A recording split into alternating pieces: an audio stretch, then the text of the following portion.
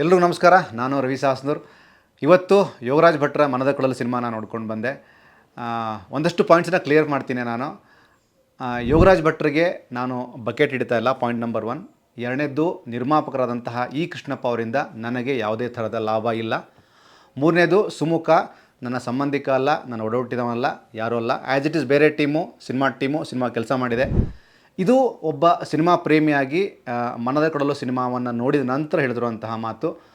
2006ರಲ್ಲಿ ಬಂದಂತಹ ಮುಂಗಾರು ಮಳೆ ಅನ್ನುವಂಥ ಸಿನಿಮಾ, ಭಟ್ರು ಸುಮಾರು ಕಡೆ ಹೇಳಿದರು, ಅಂದು ಮುಂಗಾರು ಮಳೆ ಇಂದು ಮನದ ಕಡಲು ಅಂತ. ಸಿನಿಮಾನ ನೋಡ್ತಾ ನಾನು ಮುಂಗಾರು ಮಳೆಗೂ ಕನೆಕ್ಟ್ ಆದೆ. ಇವತ್ತು ಬಿಡುಗಡೆ ಆದಂತಹ ಮನದ ಕಡಲು ಕೂಡ ನಾನು ಕನೆಕ್ಟ್ ಆದೆ.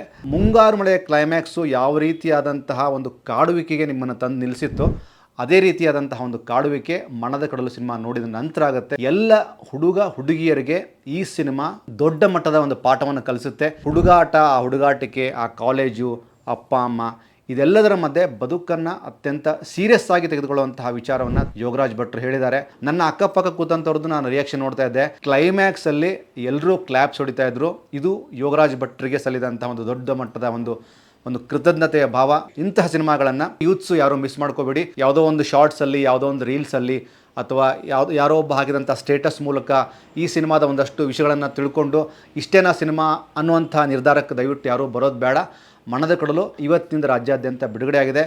ಸಿನಿಮಾವನ್ನು ಒಬ್ಬ ಸಿನಿಮಾ ಪ್ರೇಮಿಯಾಗಿಯೇ ನಾನು ಥಿಯೇಟ್ರಲ್ಲಿ ಹೋಗಿ ಸಿನಿಮಾ ನೋಡಿದ್ದೀನಿ.